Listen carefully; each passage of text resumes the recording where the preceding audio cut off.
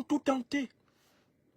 Le Mali, c'est le laboratoire sur lequel le néocolonialisme français et l'impérialisme occidental a expérimenté sa méchanceté ces dernières années. C'est-à-dire qu'ils ont considéré le Mali comme le prototype du terrain sur lequel ils doivent torturer les Africains. Vous savez ce qu'ils ont essayé? On y va. Ils ont essayé d'opposer les musulmans aux chrétiens, de provoquer une guerre religieuse au Mali. Les chrétiens et les musulmans maliens les ont dribblés. Ça a foiré, ça a loupé. Ils avaient même à un moment donné un imam stipendié qui jouait le tartampion à Bamako, au point qu'on l'a appelé Neymar de Badalabougou. Cet imam a fini par s'afficher clairement avec les terroristes avec lesquels il passe désormais ses jours et ses nuits en Algérie. Mahmoud Diko. Ils ont essayé d'opposer les chrétiens, les musulmans maliens et les traditionnalistes africains en provoquant des incidents, des blasphèmes contre les textes sacrés de la religion coranique, des blasphèmes contre le christianisme, ayant pour but de jeter les communautés les unes contre les autres. Souvenez-vous de tout ça. Ils ont essayé, ça n'a pas marché. La raison a prévalu et tout le monde a compris qu'il fallait que chacun pratique sa religion dans le respect de celle des autres. Et tout se passerait très bien. Voilà comment leurs tentatives religieuses ont été noyées jusqu'ici. Ils ont laissé un peu ça. Ils sont passés à autre chose.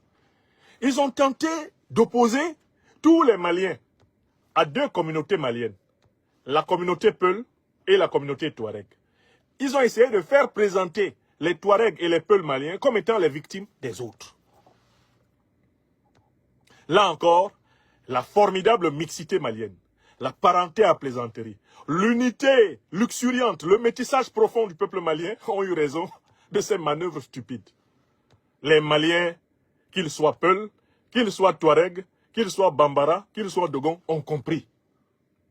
Ils ont compris qu'on voulait les mélanger pour qu'ils s'entretuent, comme les Tutsis et les Hutus, pourtant même peuple au Rwanda. Les Maliens ont compris ça.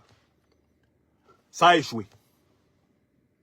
Souvenez-vous à l'époque, ils ont essayé de fixer dans la région de Mopti et de fabriquer artificiellement des conflits entre les Dogons et les Peuls. Je vous rappelle que les terroristes étaient chargés de s'habiller comme des Dogons, de parler Dogon pour attaquer des Peuls. Et d'autres terroristes étaient chargés de parler Peul pour attaquer les Dogons, dans le but que les communautés Dogon et Peul s'entretuent. À cette époque-là, un chercheur malien a publié sur The Conversation une étude. Une étude qui établissait que tous les véhicules utilisés par les terroristes dans la région de Mopti avaient été immatriculés en Côte d'Ivoire. C'est là qu'on s'est rendu compte que Ouattara Dramane étant le vassal du néocolonialisme français, eh bien, la tentative d'attiser une guerre ethnique dans la région de Mopti était une œuvre du néocolonialisme français à travers son valet, son misérable valet, Dramane Ouattara. Ce sont des faits. Je suis en pleine science là. Alors, ça n'a pas marché. On n'a pas réussi à démontrer que les Maliens en veulent à leur propre sang, Peul. Que les Maliens en veulent à leur propre sang, Dogon. Que les Maliens en veulent à leur propre sang, Touareg. Ça n'a pas été possible. Je salue ici mon doyen bien-aimé. Le doyen Bourema Ba de Korienze au Mali, chez moi. Un grand fils du peuple Peul. Le peuple de nos ancêtres communs. Je le salue. Parce que les Maliennes et les Maliens avertis, il y en a partout sur le territoire. Et c'est cette force de la conscience malienne qui a fait échouer le projet de rwandiser le Mali. De jeter le Mali dans une guerre de liquidation. Une guerre de d'épuration interethnique. Ils n'ont pas réussi. Et tout ça là, ils ont essayé ça ailleurs. Hein. Ils l'ont essayé au Burkina. Hein. Ils l'ont essayé au Niger. Hein. C'est ce qu'ils font au Nigeria. Hein. C'est ce qu'ils font au Cameroun. Hein. C'est ce qu'ils font au Congo. Hein. Partout. Hein. Ce sont leurs méthodes. Ils n'ont pas réussi. Alors là, ils ont dit, bon, qu'est-ce qu'on va faire? Merde. On ne parvient pas à diviser le Mali. Merde. Ça perd l'hypopète. Diantre. Corne bleue. Ventre bleu. Oh là là, c'est pas possible. Mais qu'est-ce qu'ils sont pugnaces, ces Maliens? Ils ont dit, on va chercher autre chose.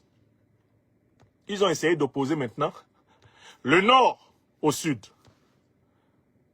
Et c'est comme ça qu'ils avaient créé depuis plusieurs années un concept fumeux appelé Azawad. Une entité fantasmagorique, mirobolante, une véritable escroquerie territoriale, politique. Une entité imaginaire qui prétendait récupérer les grandes réserves de pétrole, d'eau, de manganèse, de gaz du nord du Mali pour pouvoir en disposer avec l'Algérie et les parrains néocolonialistes français et occidentaux. C'est ça, le fameux FLA. C'est ça, le